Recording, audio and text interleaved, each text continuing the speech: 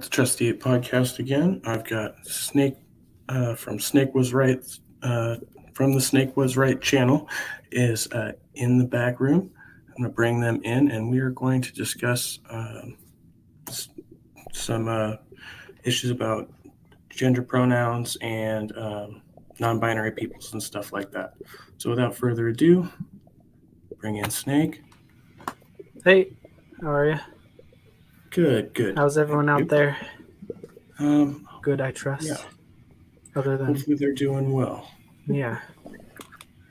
Don't have anybody in the side chat yet, but I'll be keeping my eye on that from time to time. But I will have my notes up, so I won't be able to see it the whole time here.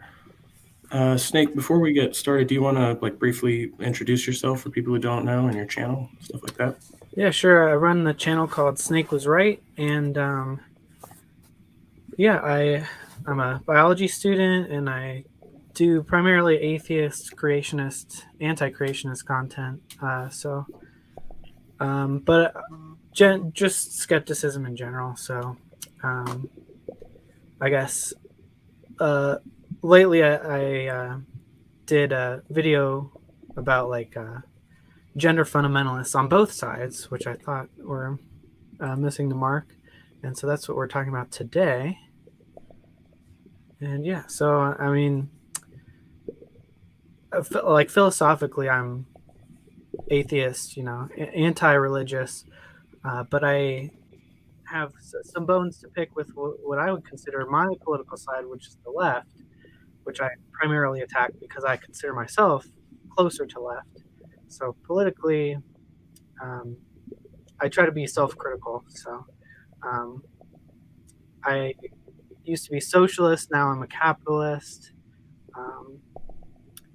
And yeah, so I really kind of despise most conservative positions, but I find myself in the middle a lot because I see some radicalization on the left as well. So, and that's kind of part of the whole gender debate. So.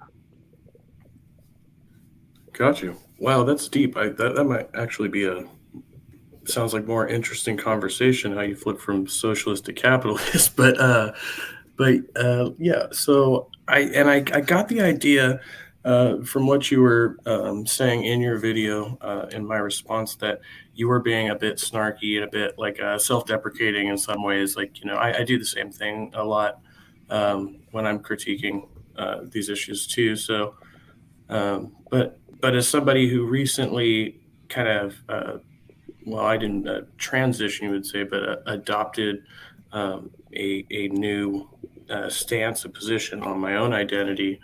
I felt triggered. I felt attacked when I first saw it. And as I went back and did the review, I felt like maybe we weren't, we didn't have as much disagreement as I originally thought. So I kind of wanted to go over some of the points you made and maybe what you meant by certain things, maybe just a little bit of misunderstanding there or something. Oh yeah. And it definitely was not my intention to attack. And the focus really wasn't on the non-binary stuff. So I do admit I was a little sloppy with that. And I listened back to it and I do sound more aggressive than intended. That's kind of how I try and not have a flat affect and it ends up sounding upset, but it is what it is. But that's why we have these conversations. So I think you did make did you make a part 2 yet? No, I never ended up releasing that because we scheduled this. And yeah. So I don't know if you want to go through the video and watch it, but I made notes about each point. So I don't think that's we probably don't have to watch the actual video unless you had some parts that you wanted to clip out. But I think you made some good points. But yeah, we can get into that if you have. All right. Well, I mean, I just made a short list here, so we don't have to go through the video, the whole video per se. But so first off, I mean, it is a review on the Dr. Phil show, right? So we'll just put that out there And I think I made that point in my response. And how seriously do you think uh, we, we should take Dr. Phil or his guests, and how serious do you think that is? I mean, Yeah, I thought that was one of your good points right off the bat. Is it's entertainment television, but I think it is representative of a big movement that's going on. Um, so I thought it was valuable in that sense because it is a gimmicky, not intellectually rigorous show, but it is representing uh, two sides that are raging against each other in the real world. yeah, and it is a real debate. I mean, I do understand that, and in some ways, I feel like I'd be speaking out of turn because I can't speak for trans people, or you know what I mean. I'm not that well informed, and I'm not trans myself, so I don't want to negate that there is or downplay the issue there. You know what I mean? Um, so where do you think the hard line should be drawn? Um, Yeah. So my main point was, I mean, I hope it came across that I was supportive of trans people and LGBTQ. Um, but my hard line stance and why I thought Matt Walsh, who I hope come across that I also despise, but I thought he won the debate because my hard line is words have to mean something if you're going to use them, and we need to have definitions for these words that we're using, and that was the point of the video. That was the point of my stance. And even though I thought Matt Walsh's definition was flawed, and I tried to correct that, um, he at least had a definition. It was kind of close, but the other side, I don't know what to call them, gender warriors or the activists, Addison and Vincent, I think, or what I always mix up the guy's name. yeah, no, Ethan. Ethan was with Ethan. It's Addison, Vincent, and Ethan. Okay, so yeah. Anyway, they said that basically that they can't define the word woman, and thus I feel like that's conceding the whole debate because words need to have meanings. right. So, and I guess that's a good like distinction to make the two, because what we understand now is the difference between biological sex and gender, right? So if a female, a biological female, right, if they decide that they're going to transition or whatever, right, they become a trans man, so they're not a biological male, but they are a man as far as the gender. So we have those distinctions, but in the non-binary world, it seems like there's a bit of a gray area, a vagary. And I mentioned in my video that I see gender as gender stereotypes, gender roles as being part of a social construct. So in that regard, is it really inappropriate for us to begin to create new roles and new stereotypes for ourselves that are now within that kind of social framework? Well, I would try and stay away from stereotypes, but I think I understand how you're using it. I would say like the term definitions. Um, and so the definition for a gender that I would use is what is it would be the proximity to what sex, but based on secondary sex characteristics. So it's not so much what kind of genitals you have, it's the rest of you that's important for gender, because socially speaking, we don't go around checking people's pants, we don't go around checking their chromosomes to tell what gender they are. We just assign gender based on your secondary characteristics, which are and there's no one single one. Like if you have boobs, you're a woman, or if you don't have boobs, you're not a woman. Like it's not like that, it would be an aggregate of multiple different traits. Because obviously, if a woman has her breasts removed from cancer, she's still a woman. Or a man gets his genitals blown off in war, he's still a man. Though there's a funny part in the Bible that says men cannot enter the church if they have their genitals crushed. Um, but I digress. Yeah, I think I haven't read that part yet. yeah, it's one of my favorite quotes. Okay, well, I think there's a bit of a disconnect there, though. I mean, we shouldn't be objectifying people, and I don't want to like promote that or anything. At the same time, there is a function, both biologically and socially, for the way we present. Right? When you're talking about, when a woman has breasts, and there's a reason that many trans women desire to have breasts. Right? It's not always the case, it's not universal, but there is an aspect to how we present ourselves and the partners we intend to attract, right?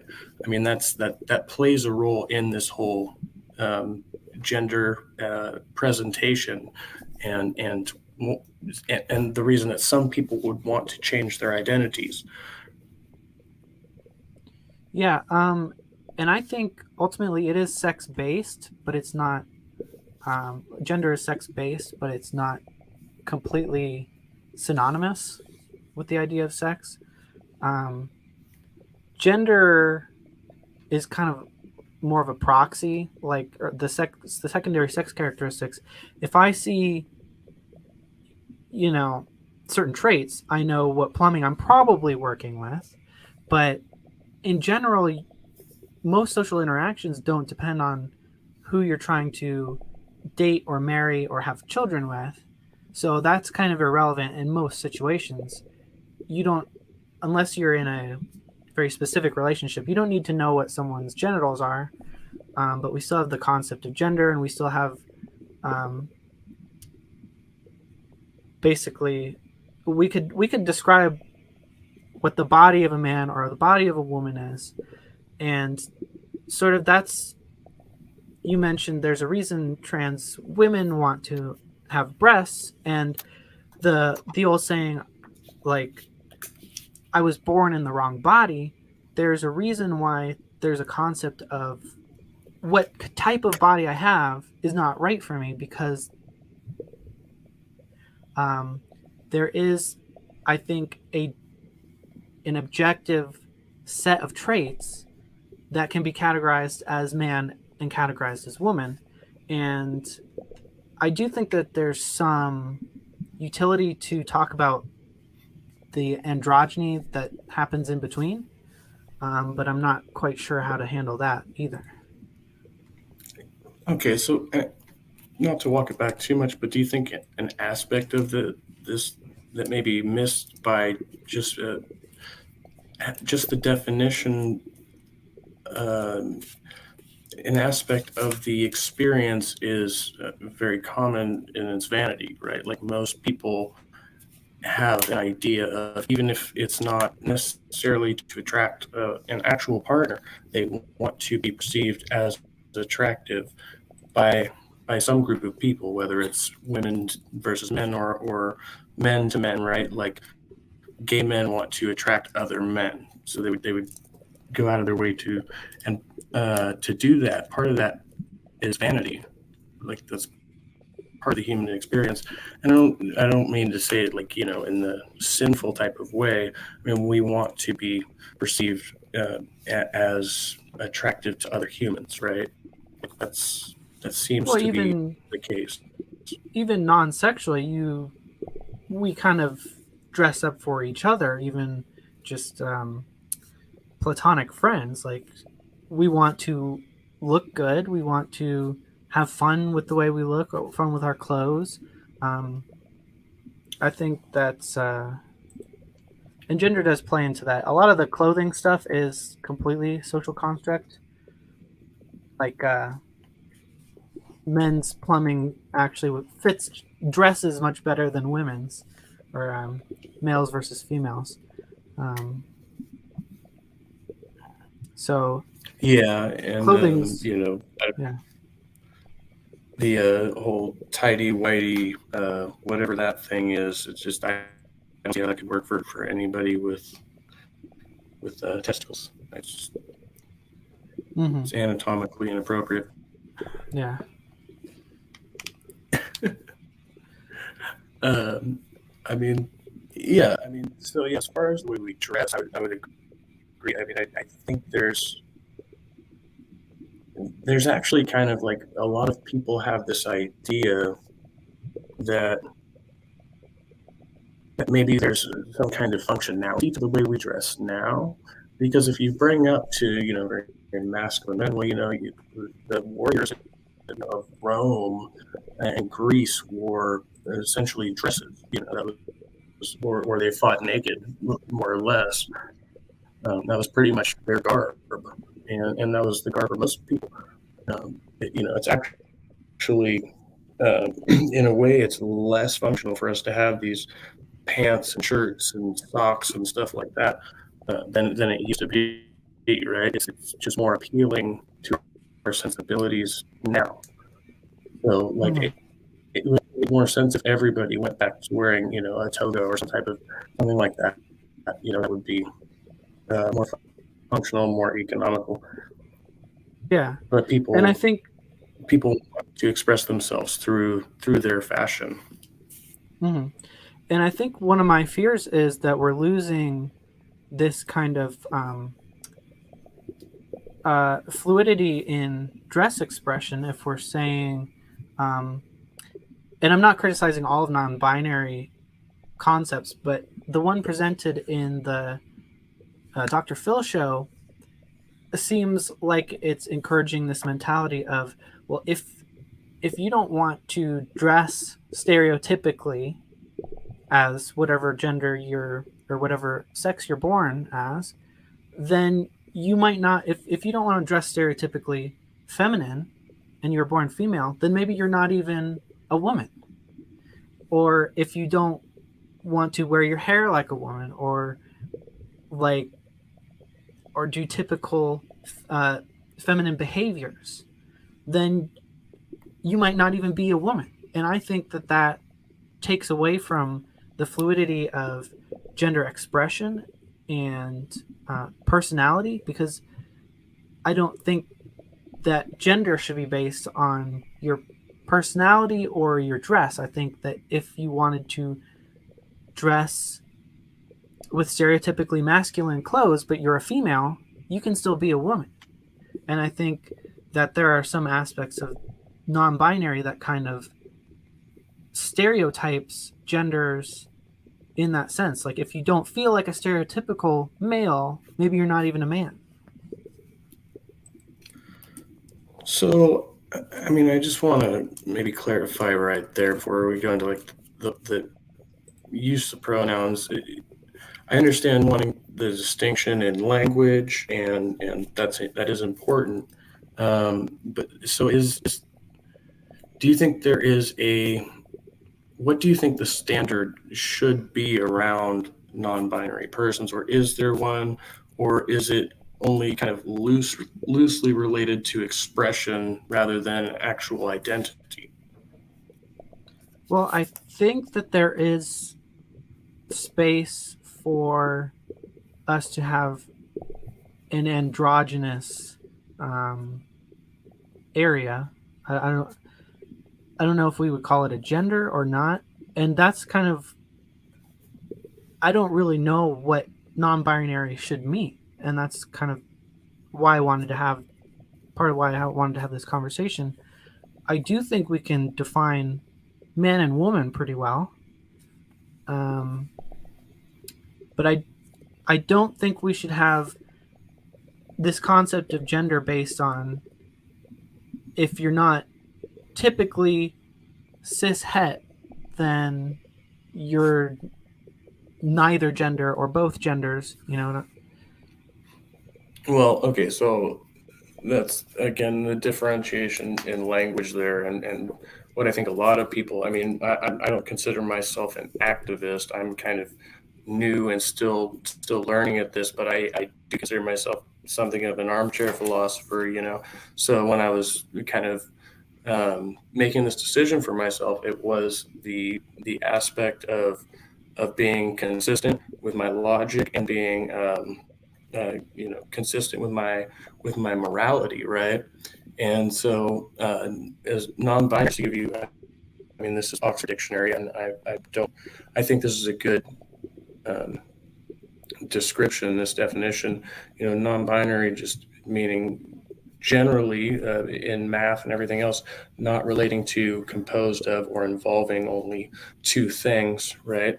Um, and then relating to, using, or denoting a system of numerical notation that does not have two as a base.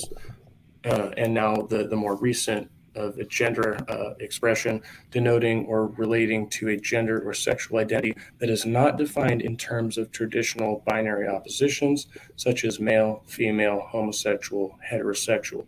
So essentially, to me, adopting non-binary as a, as a, well, I don't know if you'd say an identity or description.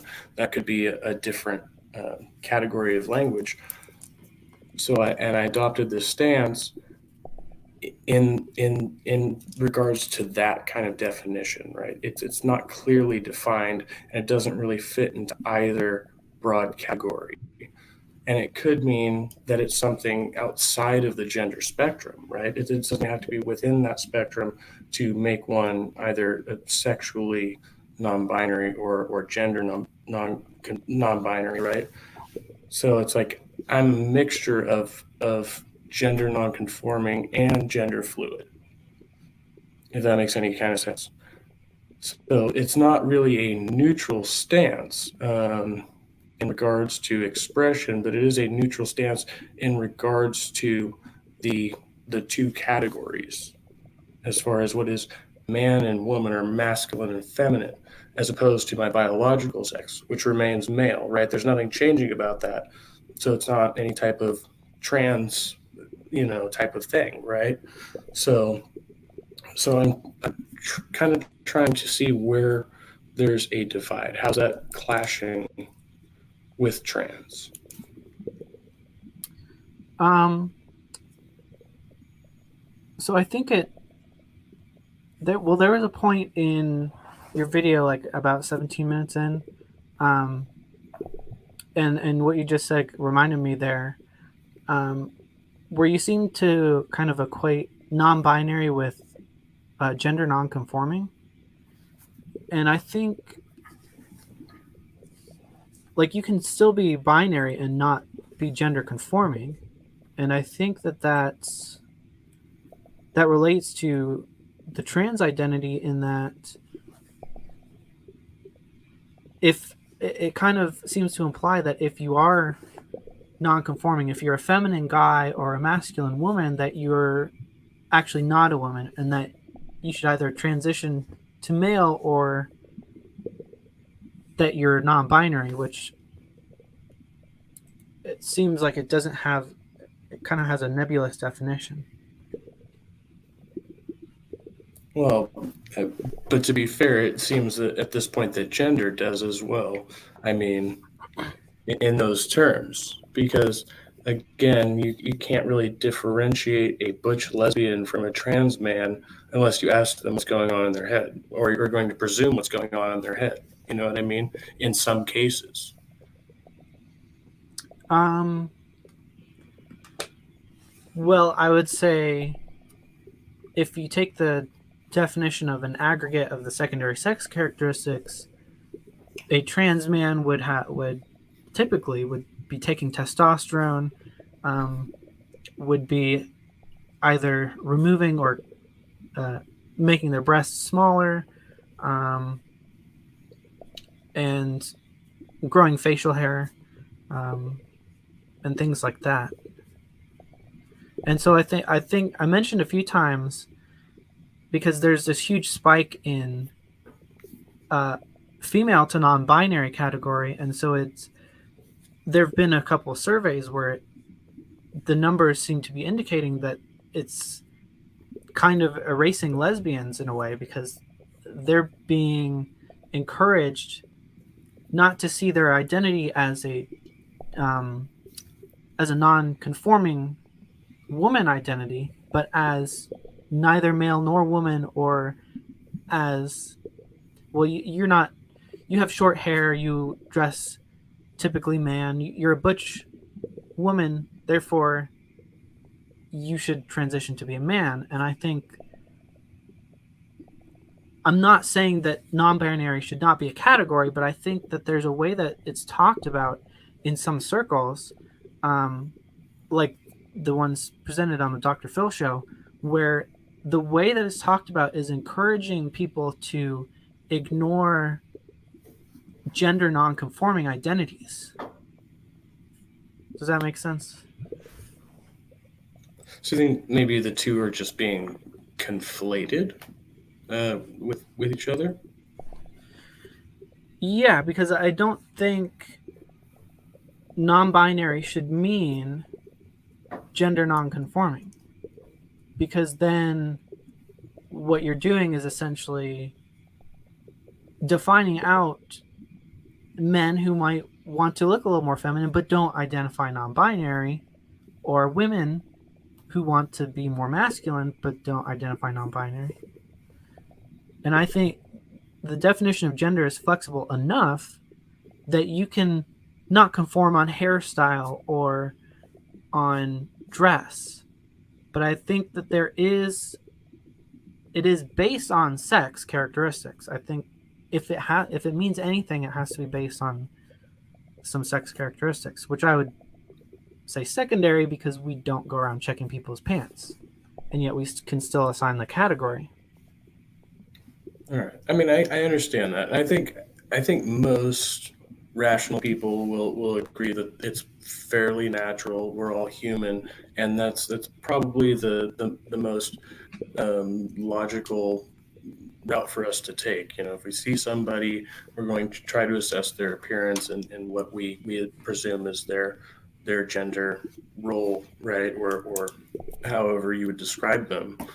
Um, One last point before we move on to the pronoun and proper noun issue there. You said what you said earlier. I just want to clarify. Do you think are you in the school of thought that in order to be um, legitimately transgendered, that one must undergo a like medical physical transition process? Yeah, I did want to talk about that. Thanks for reminding me. So I think, there's a reason why the transition is happening, because there is a recognition that there is a difference between body types. A trans woman wouldn't be happy with the male body type and wants a feminine body type. There's obviously a range of how that's expressed. Um, I think medically, uh, trans people would be defined by having gender body dysphoria. Um, and I think to meet the objective definition, the goal obviously is transition, and the goal is to have these physical traits transition into different physical traits. But I wouldn't say so. It's obviously a process. There's no one day where a trans person wakes up and everything is shifted to one side how they want it to be. There's no moment where that happens. It's a months and years long process. And so I wouldn't say you're not a trans person until your transition is finished. Um, is that kind of answer your question? You Well, I begin guess your transition. specifically, I mean, from my lay understanding of these issues, right? If you have a legitimate dysphoria, it's on a spectrum in and of itself. So there are some Mhm. people with dysphoria who may be perfectly fine just receiving some hormone treatments and a breast reduction or what have you. And not have a genital alteration or something like that, right? Whereas other people want to go the full, the whole 9 yards or whatever you would say, and have all of that done, right? Are those Mhm. is either of those things necessary, or are they mutually exclusive? Like, does that make sense? Yeah, I would say sex reassignment surgery is definitely not necessary, because we're talking about gender. Um, and again, we can identify men and women on the street without checking their DNA or what's inside their pants. So as far as I'm concerned, for gender, that's irrelevant. I guess I would say if you do have sex reassignment surgery, you are physically changing your sex, even though, um, like I would call that transsexual versus transgender. Um, Even though we don't have the technology to have those people be reproductive, that still fits the definition. If you have female genitals, even if they're surgically created, that is still female, because you don't have to be able to reproduce to be female. Um, but I would say that I think that there has to be some kind of transition, at least as a goal, for someone to be definitionally trans. Um, I think you can still have gender dysphoria, and maybe you don't think that the transition is a realistic goal or something. And I would still say that person is, I guess, trans, but I think that the point is that there is a physical aspect to the transition, and there's a reason for that, which is that the definition of man and woman are physically tied to the proximity to the sex characteristics. So I don't want to like be a gatekeeper and say who's really trans or not based on like, so it's not about whether you pass or not type of thing. It's whether or not it's not, because it's not, as I said, it's not there's no singular moment where the transition happens. It's a process. So I wouldn't try and gatekeep people who are at the beginning of the process or haven't started the process yet. But I think the transition is part of being trans. So it sounds like, I don't want to put too much conjecture in, but like you're probably more concerned about like young people who are still figuring out their preferences and their identities, who are maybe this idea that certain people, liberals, are trying to transition kids younger and things like that. Where maybe they're still just a little bit confused about what they want and what they're experiencing. Um, yeah, I guess I don't know if that's like my primary concern, but that is one of the bad things that can happen, right? Is like children. There was a case where a child was a dad lost custody of his child because the I think the mother was trying to help the kid transition, um, and I'm not sure. Like, I don't know if the kid was trying to do the transition or the mother was kind of influencing it. But the point is that the mother wouldn't let the kid choose their own name, but would let them choose their own gender. And so I think that, yes, we do need to be concerned about the informed consent of children around these issues. And there are some really intelligent kids and um, really unique perspectives coming from children. Their truth comes from the mouths of babes, but they can be easily influenced. There were a couple examples in the video where, if you start talking about these things in front of very young children, they'll start crying and not knowing, are they going, like, there were examples of children who thought that it wasn't a choice that happened within you. It was like they were afraid that they would like spontaneously change gender. Um, and so, yeah, I don't think young children are capable of handling that. But there is also the aspect I support parents helping their child explore that, because there are children who do have that gender dysphoria from a young age and don't know how to express it, um, don't know quite what's going on. They just have this vague feeling of something is wrong. They don't know it's gender dysphoria. And I understand the impetus to try and educate children so that they know, oh, this is an option. You don't have to stay like this. This might be what's happening to you. But at the same time, most children are not going to deal with those issues. And I think that the younger we introduce them to these issues, the more confusing it will be for them.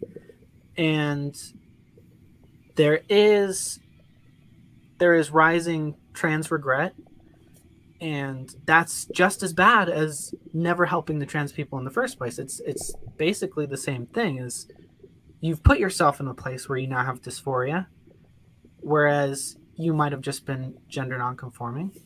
And I had another point, but it slipped my mind, so maybe I'll slip that in a few Nope. minutes. I think that was you made great points there. I mean, I agree with you, and it's very sensitive, especially for young people, and maybe that a part of that is just human psychology and the effect of stereotyping in social situations as we've been doing. So that's a good maybe segue into kind of the language we use, right? And how we use pronouns and proper nouns and what we mean by them. And and like so one of my issues and one of the things that I wanted to kind of logically present was that it seems in this day and age, being educated people, that neutral pronouns seem to be the more appropriate, like the baseline. What should be more socially, more commonly used are neutral pronouns, to or rather, well, I don't know, there's another type of adverb or something like that. Yeah, adverbs and pronouns, right, that we should be using for each other rather than gendered ones. So do we have, I don't know, what's your position on that exactly? Well, I guess I've made my peace with the they them gender neutral pronouns. I think there probably could be a better use, but that's what's understood. Um, like even everyone's grown up hearing like, no, you shouldn't say, it's grammatically incorrect to say they them. You should say he or she, which I've always kind of disagreed with because it's clunky. No one actually talks like that. We just say they or them when we don't know. Um, it works okay. It can be a little bit confusing sometimes, but it is what it is. Um, I think, yeah, as far as gender neutral stuff, we use that naturally. Um, so I think it's valid to say, it can be confusing sometimes. Like I would be talking in the video, I'd be saying they and them, and it wouldn't be clear if I was talking about both Ethan and Addison or just one of them. But if we really need to clarify, we'll say their name, right? So that's Yeah, kind of my view. and I do think, I mean, that's important, especially when we're talking about people, not necessarily to people, right? Because we generally don't use those, as I think you pointed out, right? Where we don't use those that terminology most oftenly when we're speaking to each other. We use it when we're speaking about people, and that, like, that seems to be the issue, though, because I can recall times in my life, and I use this example in my video, when there was a person named Chris who I did not know personally. And so when this person came up in conversation, I assumed they were a male, and they ended up being a female, right? Who just went by Chris. And so, like, when you have that type of a situation where you have a somewhat neutral or androgynous name, it can be similar to a situation where you cannot quite distinguish this person's gender or sex or gender, I guess I should say, not even necessarily their identity, but just how they are presenting. And that seems to be more and more of an issue. Like we brought up earlier with a trans man and a butch lesbian, um, and why I think it's mostly really, uh, toxic masculine hetero dominant. I don't know how else I can word that. Very he-man males who will intentionally just call um, trans men, lesbians, because they know it is hurtful and they think they can get away with it, and they believe that they are right in terms of definition and logic. Yeah, yeah, I totally understand why many people are sensitive to like the misgendering issue, because for like LGBTQ, it it's often used intentionally to hurt feelings. Um, Whereas, if I misgender someone named Chris, who's just a cis female, and I assume they're male, um, it's not hurtful to misgender those people, because even though it happens all the time to cis people, they're not sensitive to it because it's not being done intentionally. Um, and so even when it happens unintentionally to like trans people, or whatever you call the group of people who have different pronouns, um, the neo pronouns, um, they're more sensitive when it happens unintentionally, because it does happen intentionally a lot. Um, I think that, if they could recognize that gender is confusing, even when people are cis, like with the name Chris. And so people are going to make mistakes around gender, and it's not always malicious, but I do understand why people are sensitive to that. So that's a bit of my argument there. I don't want to interrupt you, um, but it's that intention aspect, right? And we know through our experience, it's logical that we can harm people unintentionally, right? So as far as what we consider social norms, it seems like the most logical thing to do is to try to reduce how much unintentional harm we're putting out there. And that would be one way to do that, right? Is just by starting with that baseline of being neutral if we're not sure about something, right? And proceeding Mhm. from there. We would ask the person rather than assuming. Well, I think we largely do that. I unconsciously just, even in the example, I was saying Chris is actually a woman, but I used they, them pronouns, since we're talking about kind of a nebulous unknown. So, and that just came out naturally, because that's how we've always talked like that.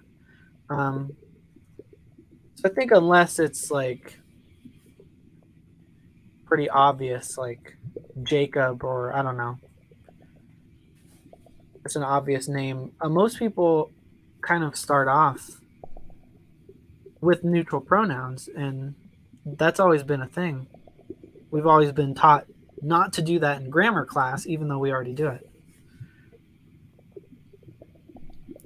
Well, yeah. I mean, for example, I mean, if you're writing and you know your character is going to be a male, et cetera, et cetera, right? But again, that's us describing something that's happening like within the context of our minds, right? Like, so we already know the circumstances behind that, whereas we don't understand that with other people, and that's I found for myself as an issue where in order to correct my own mistakes, right, my own errors, my own assumptions, sometimes I have to use this language just to make sure I don't mess up.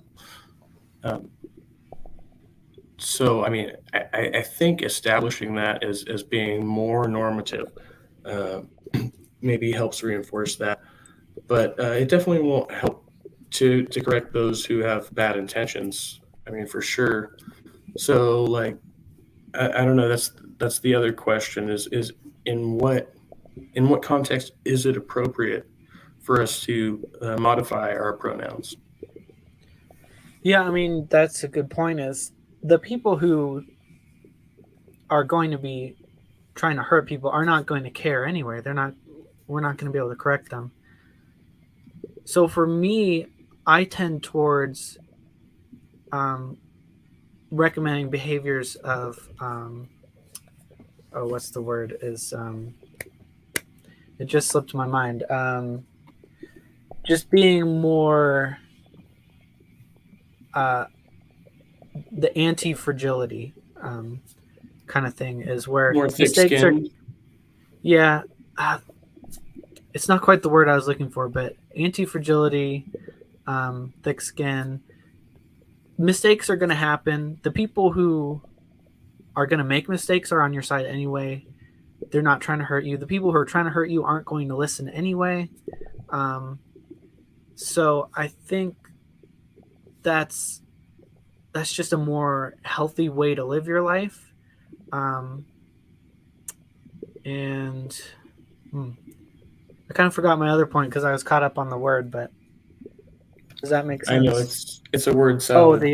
Yeah, the other thing is I do want to try and respect people, um, and that's kind of my baseline, and I hope people understand that's part of my motivation. But I'm also aware of the fact that people will use sympathy and empathy to their advantage to start gaining control over other people. So you have basically what you have, like the term cry bully, where now they're taking advantage of social courtesy to try and get people to, I don't know, some people just like to see other people squirm.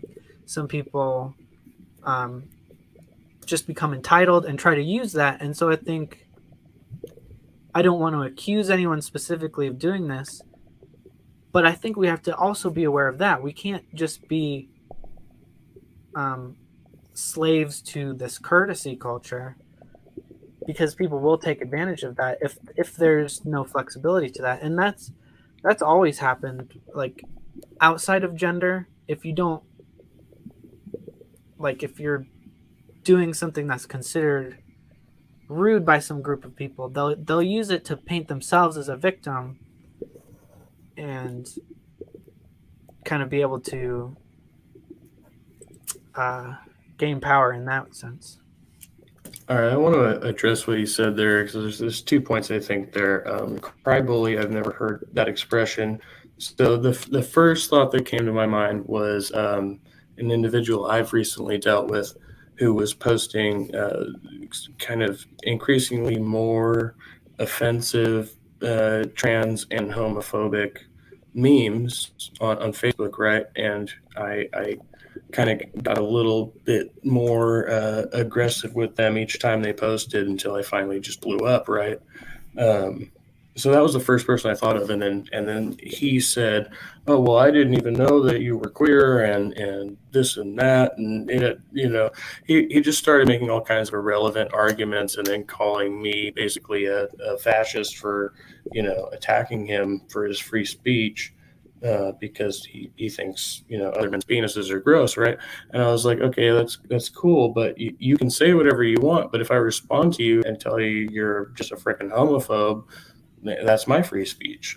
You know what I mean? Mm. So that was the first thing I thought, and then I thought about myself and the way I reacted to your video and a couple other people, and just shortly after, where I became triggered over things that actually weren't directed at me, right? So that shoe can fit either foot, right? Yeah. Well, yeah, I mean, we need a healthy middle ground. We need to be able to call out the bigots, but we also need to be able to not be susceptible to the people um, who will take advantage of that, who will say, you know, if I'm having a discussion or I make a video and I make a mistake or I say something that's a little poorly worded or a little just not well thought out, and someone will hone in on that and use that and be like, oh, you have to cancel this person. They're evil. They're a bigot. Um, so we have to be able to call out the bigots, but we can't be susceptible to being taken advantage of by this cancel culture. So I'm always trying to find the middle ground. So I don't mean to sound like, oh, we just have to combat all the snowflakes and just get thicker skin. Um, I'm just trying to find the middle part where we don't let the bigots take over and we don't let the cryboys take over. Absolutely makes sense to me. I mean, Okay. I try to be as progressive as possible while also still being not non-extremist. You know what I mean? That's kind Mm-hmm. of the goal And there. I come at it like, yeah, obviously the homophobes and the bigots and the racists, like that's just obvious. We're just assuming that's bad already. Like we don't even have to have a discussion about that. Um, so I tend to gravitate towards, like I was saying earlier, I try to attack my own side, the people who are closest to my side, because that's where I feel like I'm teetering on the edge of is kind of, and that's what I feel is closest to me. And the more subtle point to be made, whereas it's like I don't need to explain to you why hating on gay people and trans people is bad. That's just assumed. But I might have to explain why the subtleties of like why you can't always be as polite as possible because people will take advantage of that. Yeah, they will for sure. I know Darth Dawkins steamrolled me here on this channel for the better part of an hour and a half because I was trying to be polite to him. Mm-hmm. So you And got some experience there. yep, yep. They'll and as soon as you step even if you don't step out of line, they'll find some excuse to try and paint themselves as, Darth Dawkins is actually the perfect example.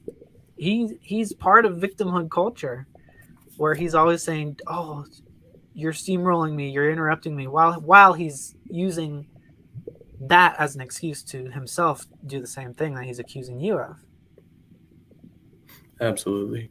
So I want to be mindful of your time. We didn't really discuss that beforehand. So we're coming up on 55 minutes now. If do you have a hard stop or? No, I've got time if you do. I don't know if uh, I did have one guest who was asking if we're having a friend of mine who's asking if we're having an after party and if they could come on, but I'm not sure if they're still available. Um, but yeah, I just want to make sure. I feel like we could go on for quite a while, Okay. especially if we go off topic, which would be great. But but I want to kind of round this out because again, I think we agree more than we disagree. Um, but Mm-hmm. I just want to make sure, especially from my position, that I've covered my bases, as far as my reasoning and whether I can reconcile it with others. So, um, Yeah, and if you wanted to invite whoever in, okay, yeah, yeah, I don't know if you know, I've got do time. you know Kat? No, I don't think so. Okay,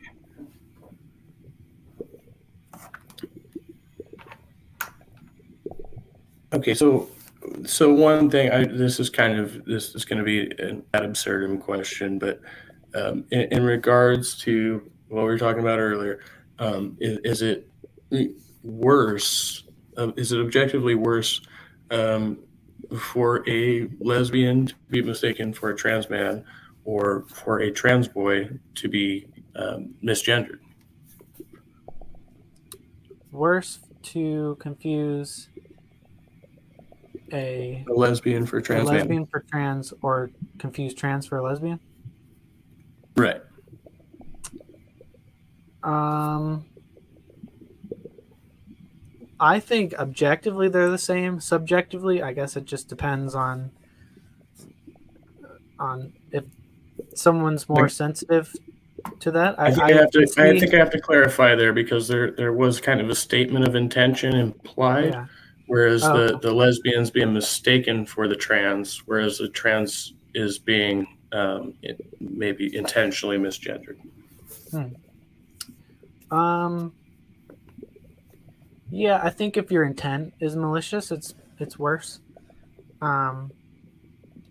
But I do think misgendering a cis person could be just as harmful as, um, if you call someone who's just non-conforming, um, trans.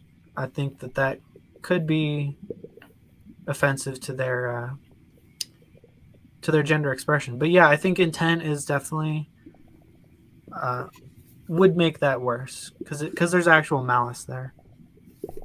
Okay. Well, I mean, and again, that's. I was trying to give this kind of vagary here, but I'll get a little clearer there. Whereas I'm talking more of in the context of a with young people especially, where it's more likely for a young trans boy to come out and end up self-harming or maybe even ending their life as a result of being misgendered, whereas that would be much less common for a matured lesbian woman who's been mistaken for a man, repeatedly, right? Mm-hmm. There's Yeah, less and I chance for think that lesbian woman objectively to commit suicide or self harm than for the young trans boy. yeah, and I think gender non-conforming people are generally more secure in their expression because it's kind of intentional. They know that they're stepping outside of the norm. Trans people feel trapped in what they are. Um, so yeah, I would probably agree with you. One thing I would say is a lot of kind of the anti-trans, uh, crowd will criticize the trans community and say, well, you shouldn't be trans because you're more likely to commit suicide, and they just get it completely opposite. It's like you just are more likely, you just are trans, and Right, right. you're more likely to, the condition is causing the higher rate of suicide. You can't just decide not to be trans. It's if you don't transition that you're more likely to commit But suicide. is it part of the condition that also that it is more common for them to be called by a stereotypical um, uh, pronoun or what have you, right? That it's not really normalized or accepted in our society for people to even people to change their names. I think, which you mentioned, which is legally recognized, but it's not very common. It's not well kind of we're not well educated about it in our everyday culture. Yeah, I This kind mean, of becomes my even, issue. Sorry, go ahead. yeah, like, even gender nonconforming young people, they are often actually, people question them: Are you gay? Um, are you trans? They'll use harsher words than that, of course, um, but they'll accuse someone who's like nonconforming of, you know, being a trans person, and maybe they are secretly and they haven't come out. And it's like I myself, I'm obviously not like stereotypically masculine. I'm gender nonconforming. I was called gay and sissy and stuff as a kid, and it's like they know that you're not normal, and it can mess with your head whether you're cis and non-conforming or whether you're trans and that you're like, yeah, you're right, I shouldn't be this gender, you know. Yeah, I mean, I think that's maybe why it's more confusing to. I mean, obviously, we seem to understand each other, but what seems to be confusing is how we really like convey this to most cis hetero people who don't have these experiences. Like, what is the appropriate language to analogize our experiences to them? I think I don't know. I think part of it is saying, well, just because you're not gender conforming doesn't mean you're not a man or a woman. Um, I think we made progress on that, but we're still, especially in kids, since their experience is very limited in scope. Um, I don't know. I mean, I think there's just kids are kids. They're going to be assholes to each other. Um, it's hard to these are kind of just inherent problems. I don't know if we can really do much about it, um, other than just saying people let people be how they want to be, I guess. Yeah, it I seems don't know. What are your easier thoughts? said than done. Seems easier said than done. Of course, yeah, I'm yeah. We I'm have just constantly all these anti-bullying programs. They don't seem to do much.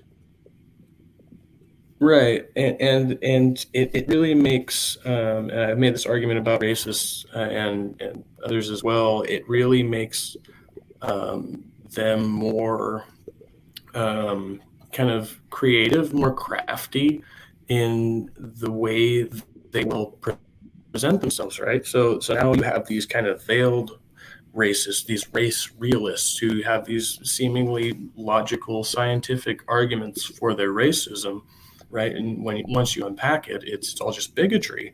But if you listen to it and you're not educated on the subject, it's easy to get sucked into it, right? And the same thing goes for trans, non-binary, gender non-conforming people who want to be taken seriously. And if we're being made a caricature of, then it doesn't help any of us, you know. Hmm. Yeah, I think there's like 90s, early 2000s. You see a lot of trans humor where the joke is just that someone is trans, and somehow that's a joke. Um, I yeah, there's Do you and do you think people. that's more common from the lesbian community? Well, maybe do we want to sidebar on turfs there a minute? Oh, what do you mean?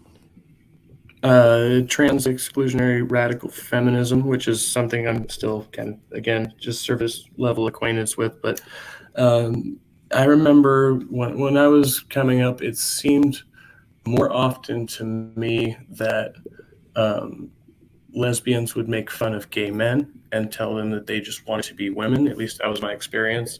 Hmm. Whereas now, if a woman wants to become a man, it seems more likely for them to be excluded both by males and females in those circles. Like nobody wants to. People are more. I guess that it's more of a joke for uh, a trans woman than a trans man. A trans man is somehow taken more seriously, if that makes sense. Well, I think it is. I think it's easier for trans men to pass in many ways. But in a lot of ways too, um, they're not sexualized. I think that's possibly one part of why they might be able to pass well, because women are much more sexualized. So, and trans women would be too. So people have a much higher critical eye towards trans women. They're more sensitive to, oh, I see this masculine trait. I've like found you out, you know. Um, but at the same time, they are more sexualized in a positive light as well.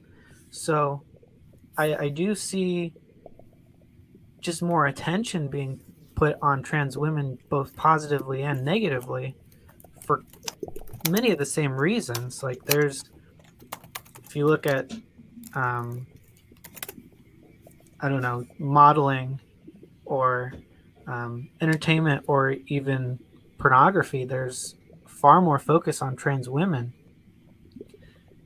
And you know, there's the paradox where gay porn, trans porn is like most popular in like the most religious areas of the United States. Um,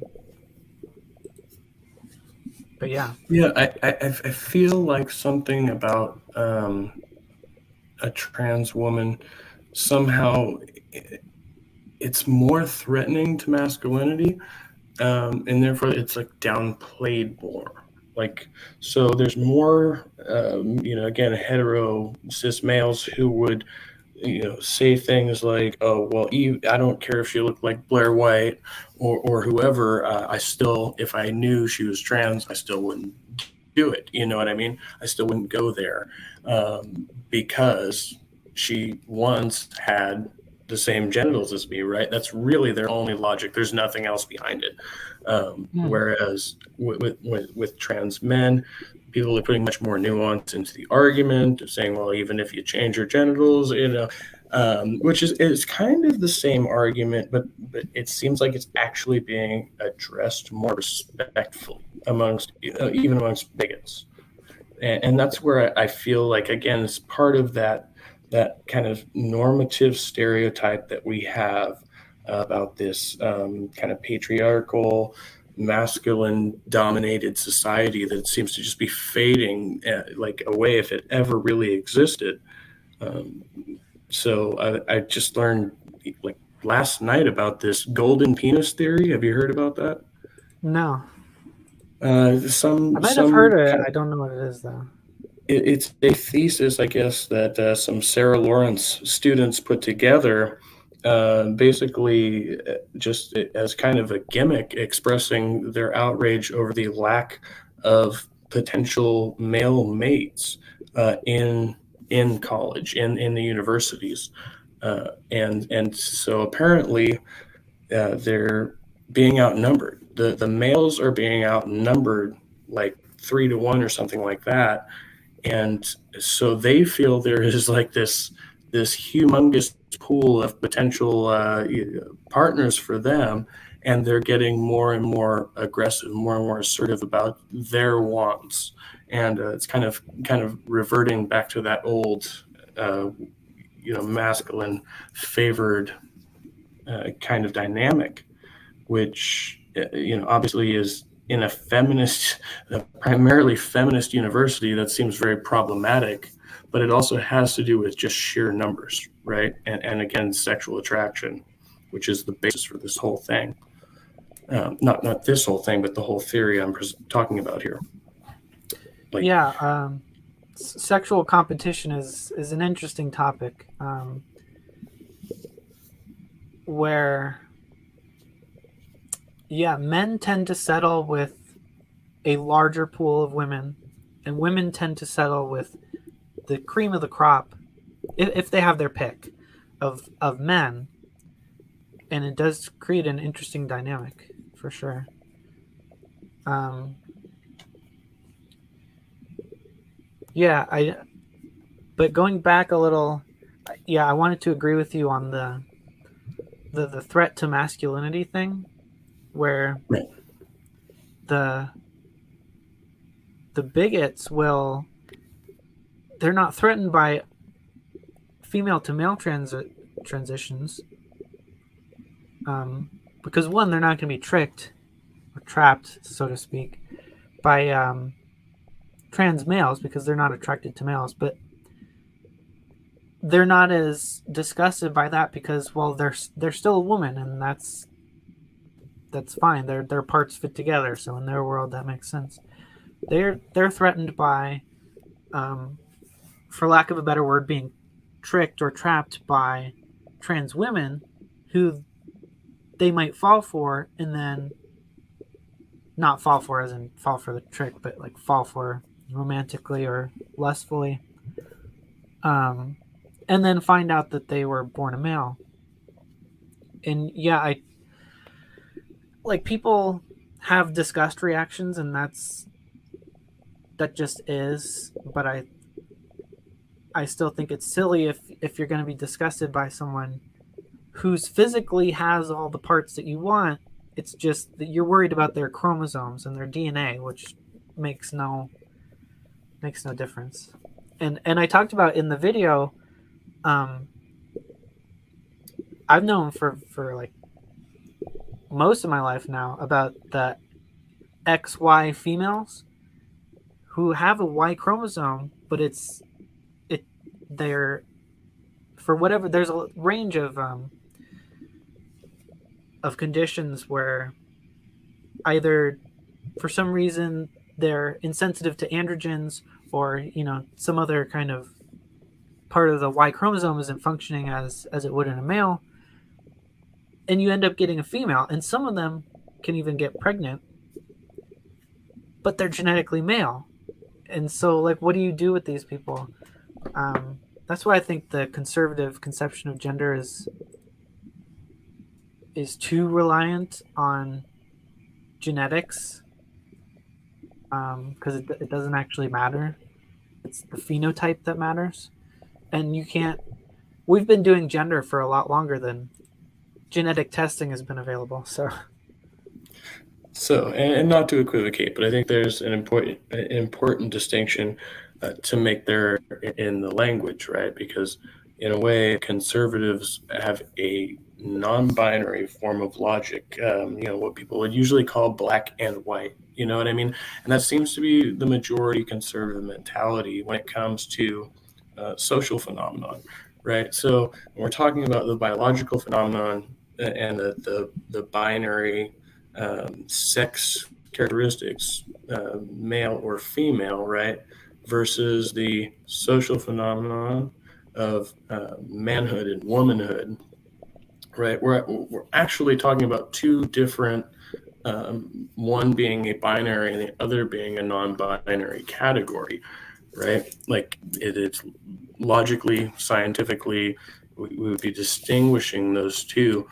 But when you use the language that way, people start to get more confused. And I think that's just, again, part of the problem of not talking about these things and trying to explain this to people. Like, I hope conservatives can get this message as well as liberals, right? You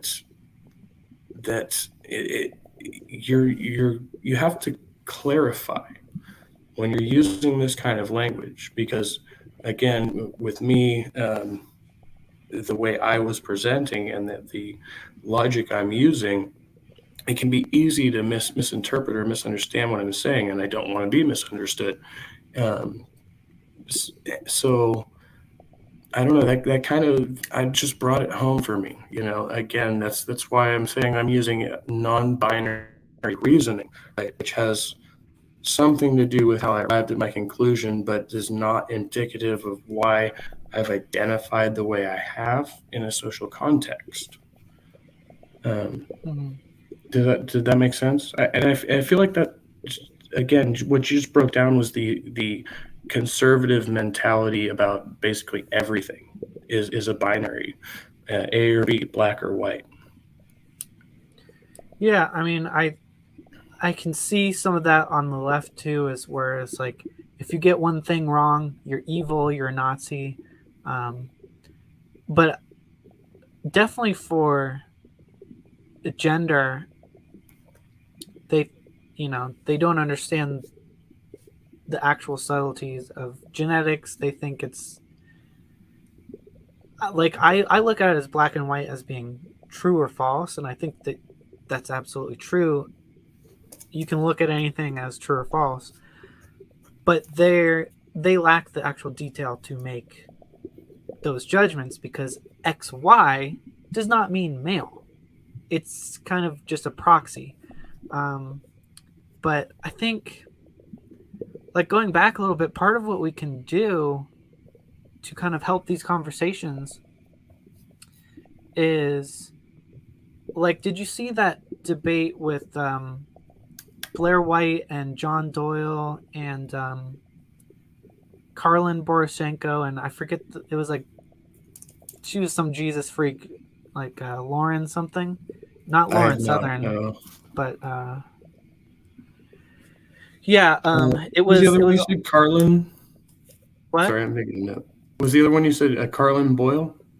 Karlin Boroshenko Boroshenko. Okay, and John gotcha. Doyle. So they were John all, Doyle. Okay. yeah. So the three were all conservatives, and then Carlin is like a disaffected liberal who's like a Republican. So they were all Republicans arguing like the what should the future of the Republican Party be? And John Doyle and I think her name's Lauren, they're Jesus freaks, and they want the Republican Party to be the party of Jesus and of Christianity. And Blair White and Carlin's I don't know about Blair White's religious views. Carlin is also a Christian, but she and Blair both wanted the Republican Party to not be based in religion. And I think that wing of conservative or Republican should be, I think what we can do is less malign conservatives who are like that, because the Blair White wing, they're accepting of trans people. They just think that we shouldn't have socialism and that we shouldn't have rampant leftism. And I think that we can bring in more people from the conservative side to be more on the middle ground on gender if we stop demonizing the Blair White wing of conservatives. And obviously, I'm completely against the theocratic Jesus freak side of conservative things.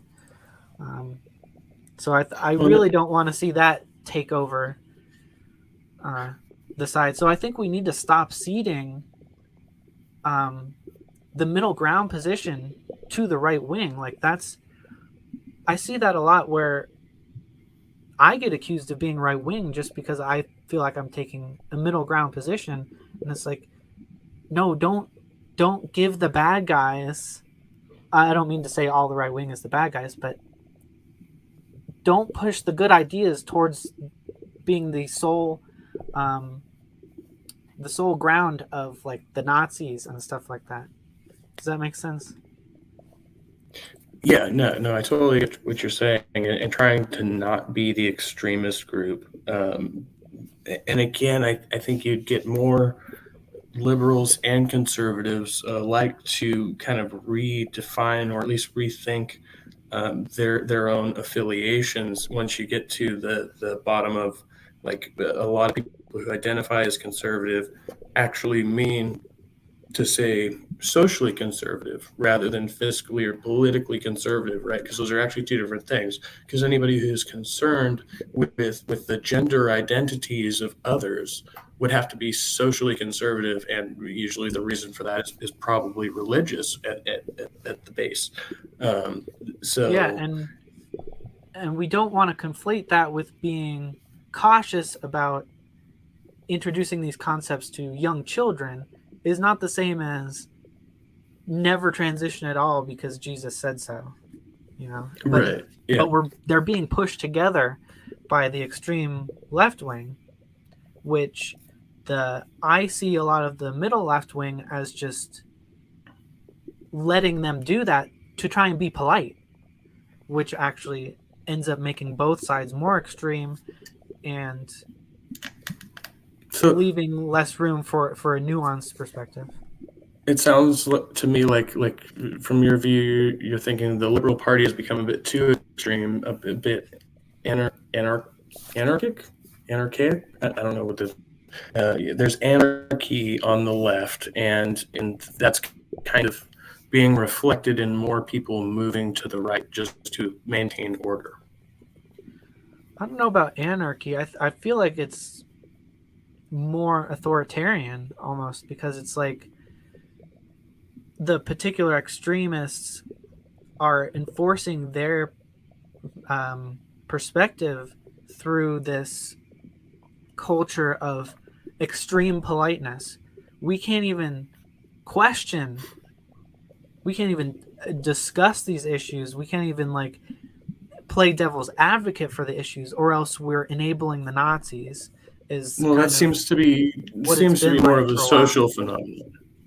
That seems Yeah. to be more of a social phenomenon where we can get people shut down from Facebook or Twitter, right? They still have their free speech and the in terms of the Constitution, their actual rights, but we're just not going to platform them on these private media servers and things like that, right? Because we can scream louder than they can, essentially. I say we, I mean, liberals or progressives or whatever, but Mm-hmm. but anybody can do this, right? It just happens to be that there's more active progressive liberal thinkers that are willing to put in the effort to do that and actually make some very interesting but valid arguments to get it done, right? Like, because I've seen plenty of people who have gotten shut down in the cancel culture war when there was a poor poor line of reasoning in the accusations against them, where they were able to finally get it overturned, right? But these people who are actively um, doing things that they know will be harmful, once people turn on them, the platforms won't have them back, and that seems to be the problem, right? That they've if we've smashed their soapbox. It's not that we've taken out their voice box; we've just smashed the soapbox. Yeah, and I'm I'm in favor of just let the discussion happen, even if they're malicious. I think creationism is very harmful to platform, Right.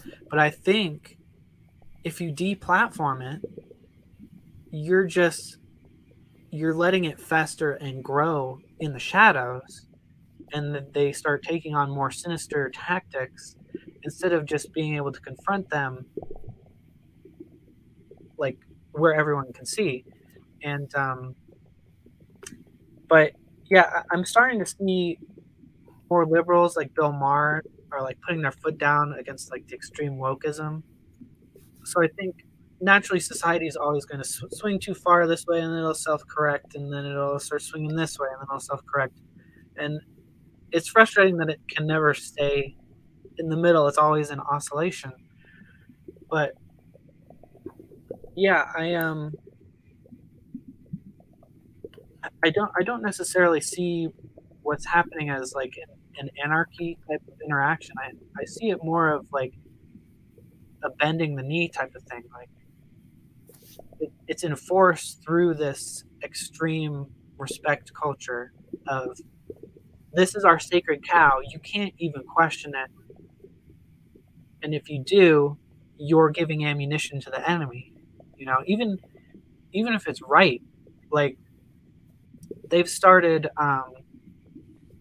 not publishing mugshots or security footage of crimes that are happening if the suspect is African American, and they'll say, "Well, we don't want to um, encourage the racist to say, see, I told you so. It's always the black people committing crimes," and it's like, but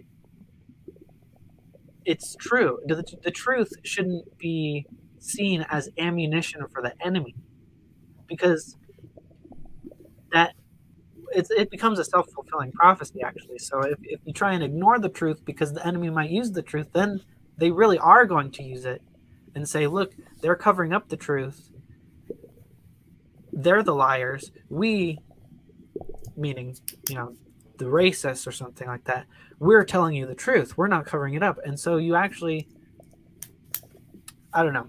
Does that make sense?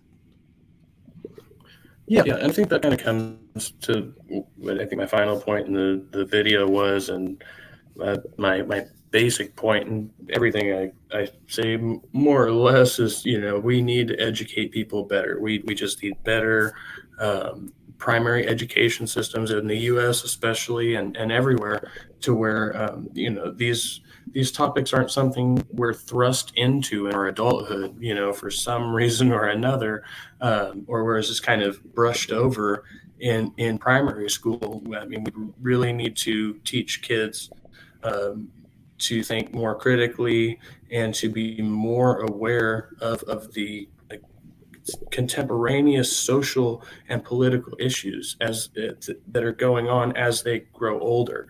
And it doesn't seem like that's as effective as we give ourselves credit for. Yeah, I mean, one, it's easier said than done. And two, it's like, I agree, but what are we actually going to teach them? Are we going to have kindergartners talking about like what their gender identity is and things like that? Well, I Or think are I we think just I'm going more to interested, teach them? at least as far as gender is concerned. I mean, that's as a particular issue. I think it's more interesting that we teach them that they're little boys and girls and what they are supposed to like before they have developed any individual, like really Mhm. thought characteristics. But sorry, go ahead. Yeah, yeah, I think, I was going to say, or do we teach them express yourself however you want, but we don't get into the specifics of like, oh, your gender might change.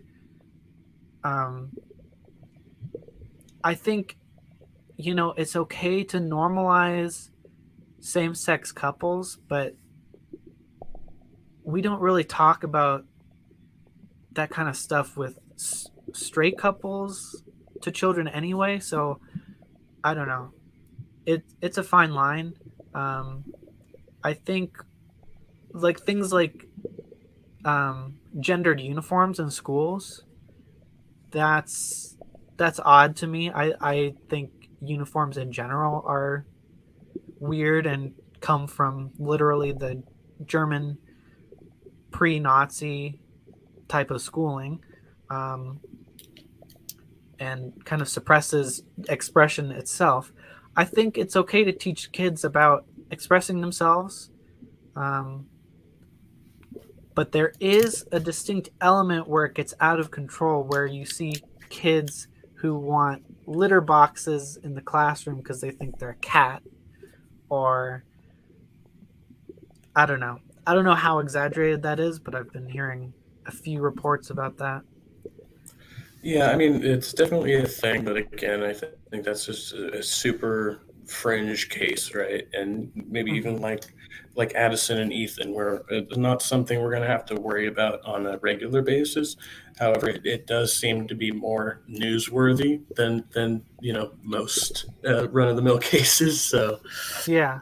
My concern with that though is the respect thing is like we all know that they are an extreme case and most people don't think that way, but the the cases like Addison and Ethan are able to just bulldoze their way and get their way because everyone's afraid to kind of say to even question them because they don't want to look like the asshole in the situation. right, and I do want to say, I mean, I think for the most part, your critique of them was correct. Again, it's just applying it in universal terms. It made it difficult for me. But as far as those particular characters, I mean, I think your assessment is pretty much spot on, and I understand the concern there. So Yeah, and I I didn't want wanted to. to I did want to paint them as the extremist fundamentalist side of that debate and not representative of everyone. Absolutely. Mm. So we got a question from Ox in the side chat. I think you kind of talked about this earlier, but is there anything you want to say about that? Person is The person, trans goes.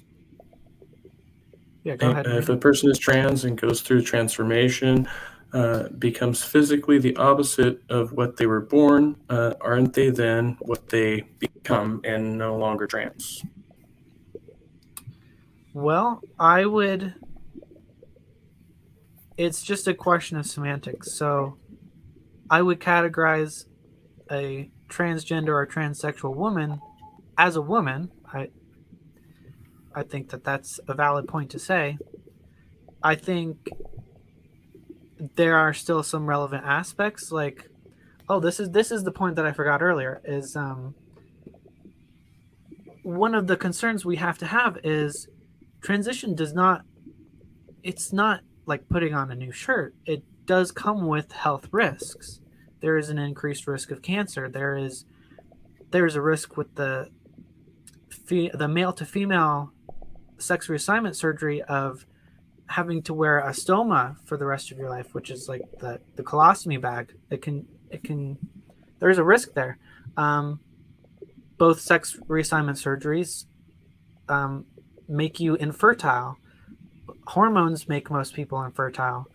So we don't want kids to go lightly into this thinking, oh, just try it out, just go on hormones, and they could seriously ruin their fertility forever. A lot of the trans men who now have who now have detransitioned back to women uh, have had their voices permanently lowered by the testosterone. Um, so, um, so aren't they then what they become and not trans anymore? So the other thing is there are still relevant aspects of that health wise. You would tell your doctor, hey, I transitioned, because there are some medical relevancies. Um, so you are still trans because there are still artifacts of that transition, but socially speaking, it's not really relevant, um, unless you just feel like talking about it, talking about your journey. Um, Medically speaking, transition is not perfect yet, but I think there's enough traits that can be transitioned to say trans women are women. You don't really need to clarify unless in medical situations or marriage, children situations. That's my long answer. Yeah, yeah. I mean, I think maybe I'll synopsize, but yeah, I feel like you perfectly stated what I was about to say there, which was, yeah, there are situations where it's necessary to reveal that type of thing, whether you're fertile or not, right? And reaching a level in society where that's not kind of the first concern, even if you're maybe intimately involved, but it's not a serious partnership, right? That seems to be the only um, point of interaction, or in a medical situation, of course, where that seems to be the only interaction in which it becomes necessary to actually tell somebody like any of these things. Because Mm, the only reason we need to differentiate a trans man from a biological man is in light of the fact that, again, a doctor or a potential partner is concerned with things like health and fertility, right? In any other context, it wouldn't really matter, or it wouldn't at least be another person's business, you know. mm. Yeah, there are some drugs that affect uh, males and females differently. Um, hey, what's up, Richard? Uh, and sometimes the hormones in the system will make the drugs perform normally to their identity, and sometimes it won't. So yeah, there's it just depends on the situation. But I would agree they are what they become, and that's the whole point, right? That's the point of transition. Well, yeah, I mean, definitely is the point, and hopefully one day more people will get it, you know. So I mean, I appreciate what you do, and hopefully, maybe in all of this, we've helped to clarify some things, or at least we'll help to clarify some things for others in the future. That's kind of my whole uh, angle with doing dialogues. Like, um, hopefully, I can help to inform others if I have something useful, to tell. Yeah. So. Well, and that's why I make videos is I don't like lecturing or talking by myself too much, even though of course I'm very long-winded at times and I can go on and on. But I do it to start conversations, and sometimes uh, I do throw out things kind of as bait so that people will pick it up and start conversations. So yeah, the conversation is really what it's all about. Like that, like this right here is why I made the original video, is so I could talk to people about these ideas. The video itself is kind of more of a vehicle to, I guess, attract attention and start conversations. Excellent. Oh, that's a great platform. I definitely I dig on that.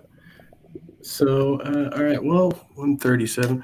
I don't know. Do you have any? Do you think we missed any important topics in this, or is there Well, anything I unclear? had pretty extensive notes, but we were pretty efficient today. Like we got through a lot. Yeah, definitely. I mean, I actually didn't have my notes all pre-planned, so it's a good thing we were a little late, at least for me. I was able to sit down for a few minutes and brainstorm first. But Yeah. yeah, I think there's a lot of good information here, and just stuff for people to look into. I would say for anybody who's not really informed about, especially about transgender issues, because that's kind of a topic we've broached on here quite a bit. There's plenty of research out there. Uh, you can go talk to transgender people who have gone through the process of their confirmation and things like that. You can go read medical, you know, uh, publications and things. So it's not like the information isn't out there, and that's what's the most frustrating for me with a lot of people. But additionally, what we've actually covered here more in our dialogue is this gender non-binary, gender non-conforming kind of spectrum that exists in between, and that's something that I think people like us are still kind of really establishing the baseline for in these dialogues, right? That's why it's Mhm. still kind of a debate. It's still kind of a gray area as to where this leads, right? It's a kind of a means to an end. It's not the end. It's not like I was researching this and I found something about 37 gender, additional gender pronouns, and I went, whoa, yeah, that is crazy. But it is a legitimate discussion that's being had. And so Yeah. to first just understand what gender is, what transgender is, and then realize that everything we're really addressing is the in between, is kind of really important to stress that to people. Yeah. I mean, I did go hard against like the new genders. Like I used the example of the bug gender, bug self as pronouns. I don't. If you want to identify as a bug, or if you want me to call you bug, that's fine. But I don't think that's a gender. Um, and but yeah, I think we're still kind of working out the non-binary categories. Like myself, I'm not gender conforming. So should I be non-binary or not? Like, what does that mean? Um, I just don't really know.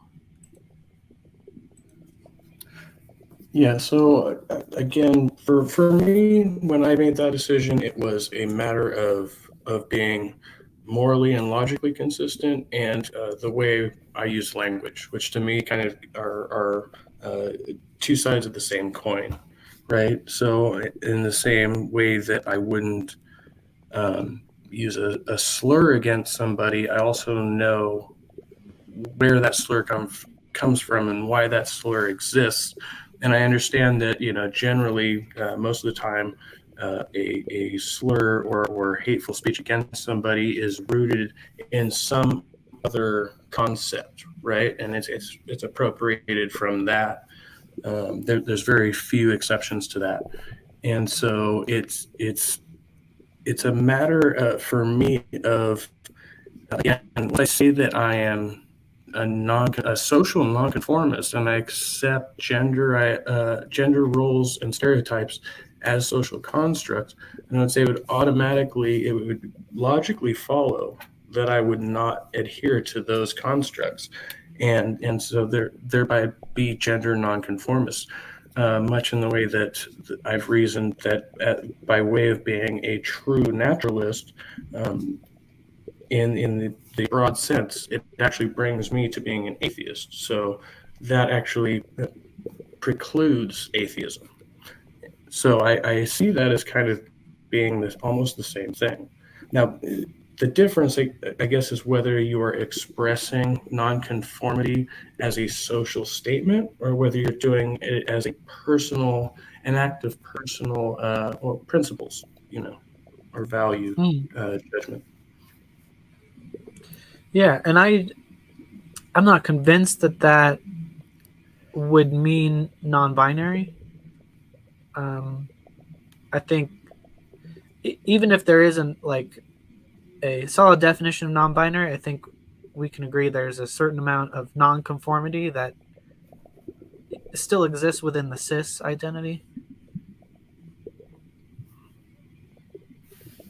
Yeah, um, absolutely, absolutely. So again, that's kind of an issue with why I think maybe, and I don't want to accuse, say like all cis people are just ignorant. You know what I mean? It's not that, but I feel like if people, if these issues don't affect people, or they don't feel they're affected personally, or for some reason they're in denial about some aspect of their identity, which is maybe often the case, then that's when it becomes a disconnect where they will refuse to acknowledge others, right? So and it's not really their hatred for another person. It's actually their own ignorance, their own denial.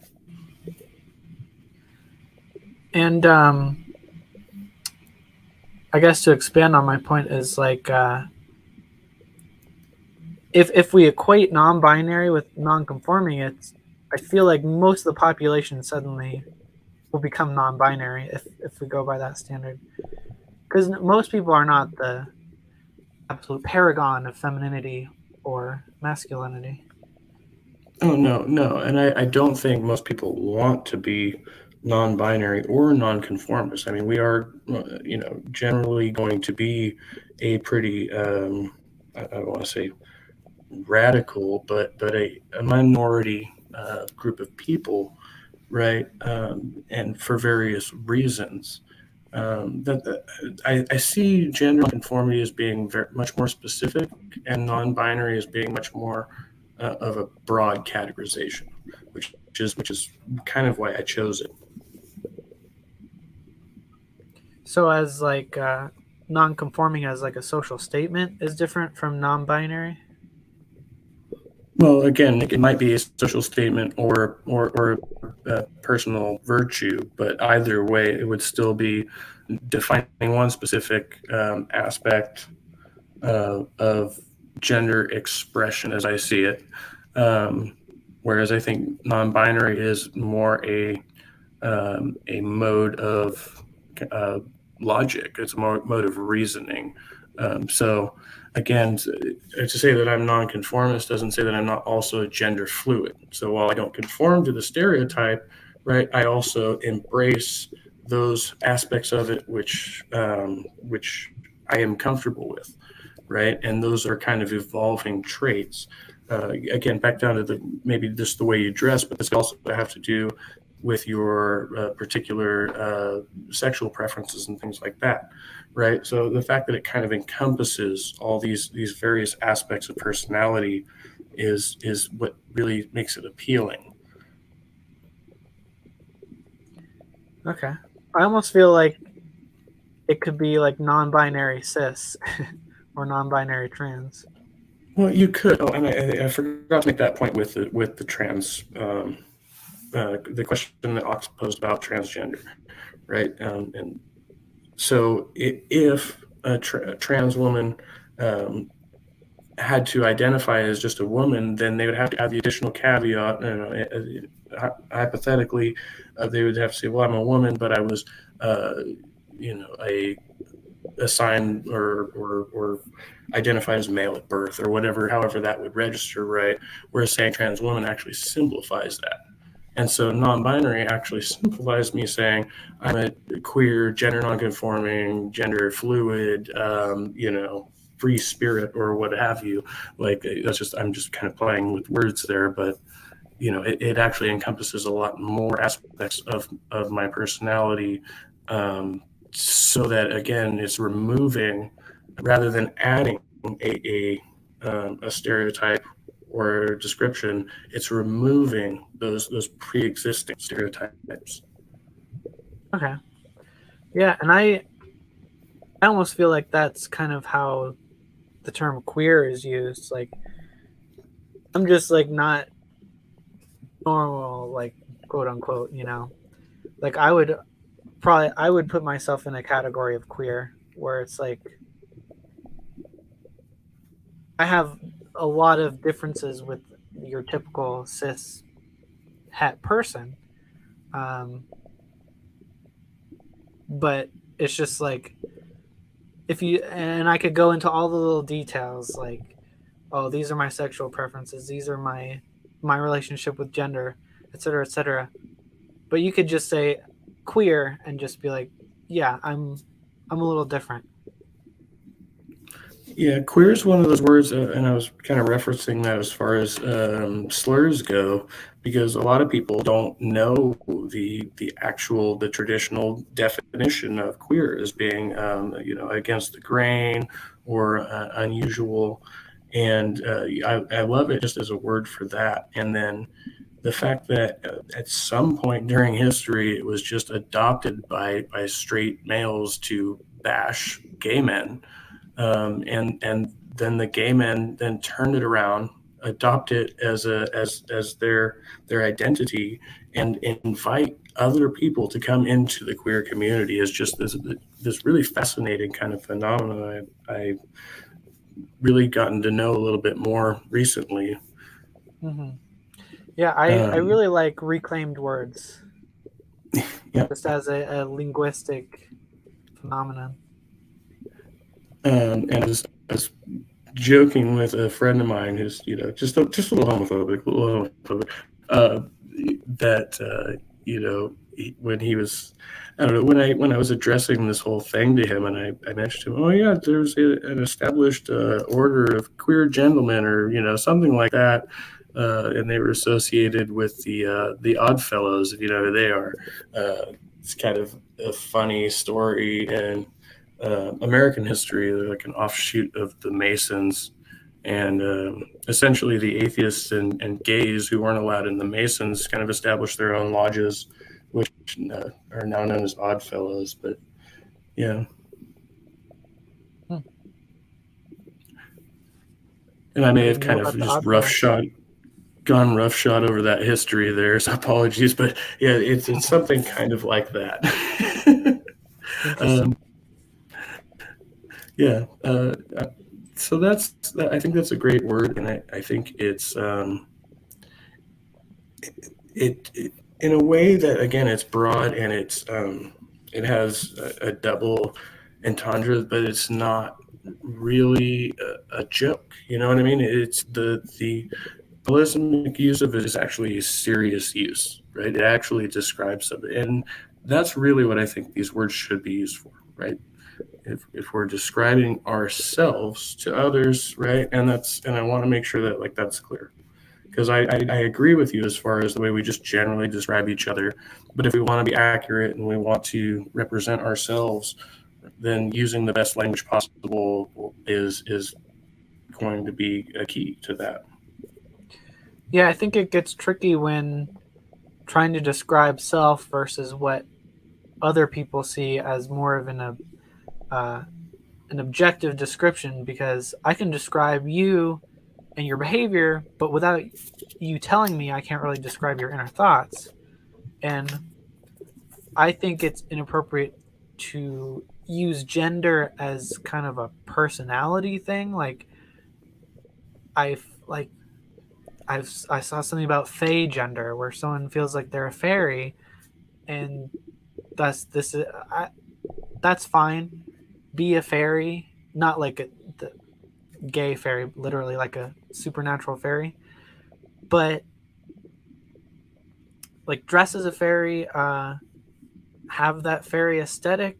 You do you, but I just don't think that that's a gender as much as being a medieval enthusiast is a gender, you know?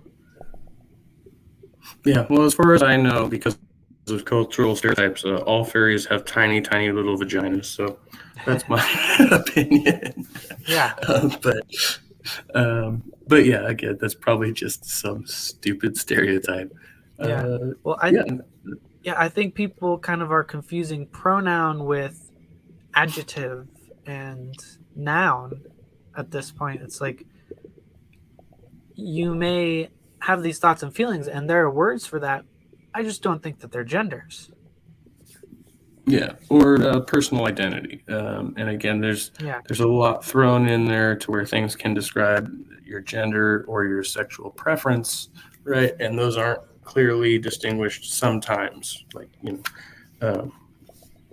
so it's in the appropriate context. It's important for us to make those things clear. Now, there's times when we tell people, to fuck off. It's not their business.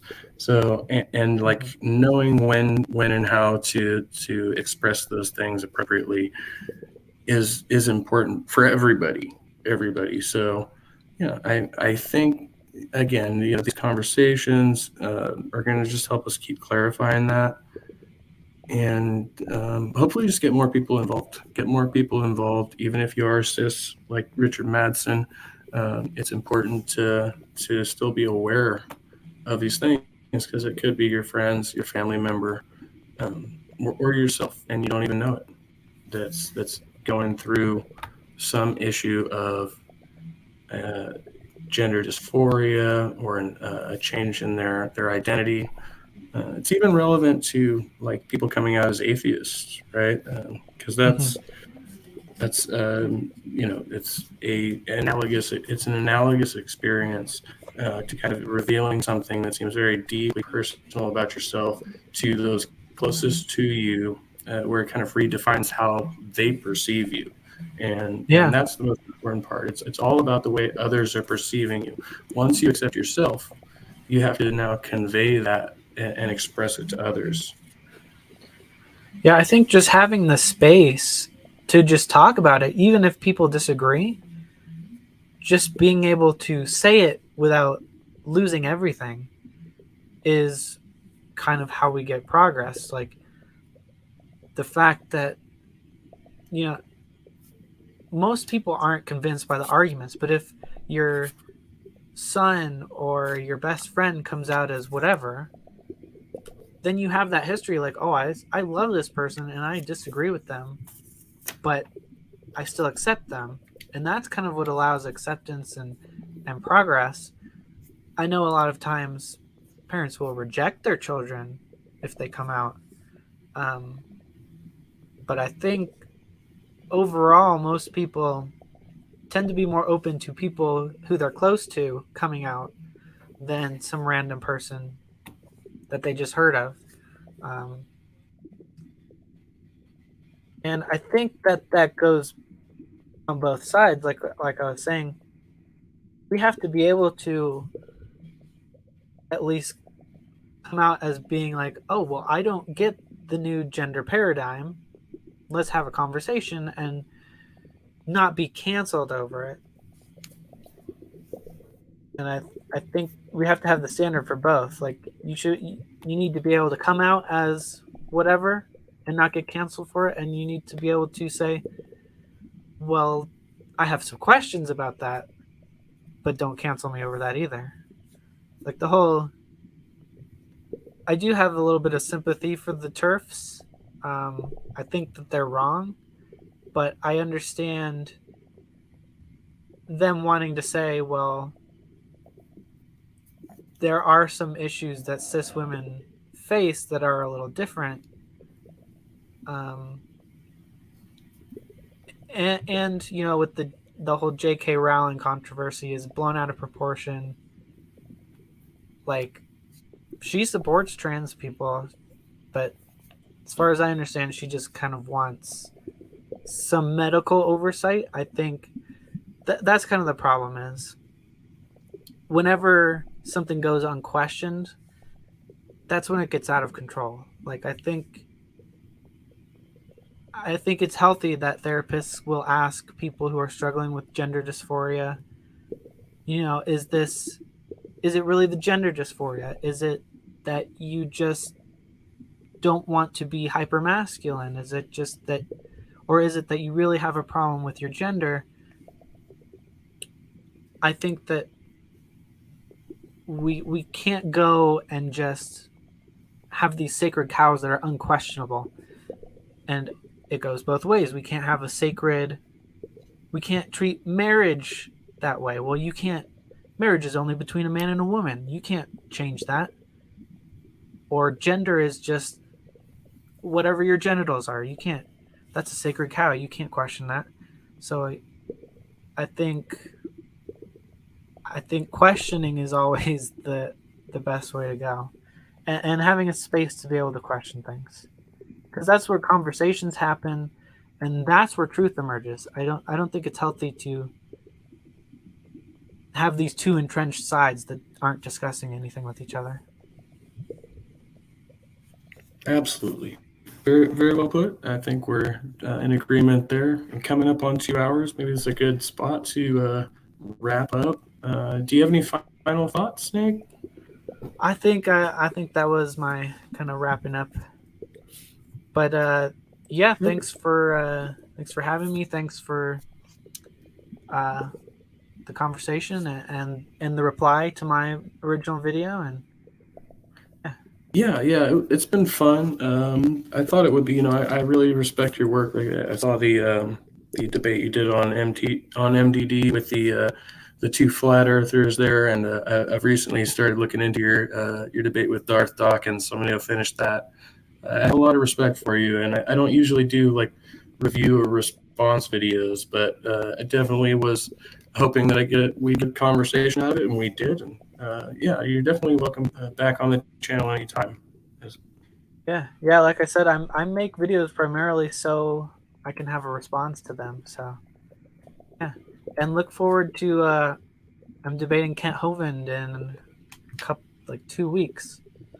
Nice. So that'll be, I've done like three with him before. Yeah. This time I think is going to be a pretty good one. Can't get enough. I don't know. That Yeah. he's a glutton for punishment. Before we sign off, I will say thank you, Geo Sam, got Ox, who else we got here? Richard Madsen and Sir Little Wolf, all been in the side chat, hanging out. Anybody else who's coming by, thank you. Uh, be sure to like the video, share it with your friends, subscribe to the channel, all of that good stuff. There's a link for Snake's channel down in the description as well. Go subscribe there. Snake was right. And check out the videos leading up to this if you haven't. It's good fun and lots of good argumentation in here. There's a lot of kind of room for improvement in the way we're using language in modern times. So that'll be something I will address in some of my upcoming videos, which will be more like about more philosophically based. So look forward to that. And Yeah. anything else? There's something And else. There's something I'm there's missing. Oh, go ahead. yeah, there's plenty more to talk about. So yeah, let's do it again soon. For sure, for sure. All right. Well, whatever the announcement was, I'll make it later. Everybody have a great rest of your weekend, and stay trusty. And I'll end the broadcast. Dog bless.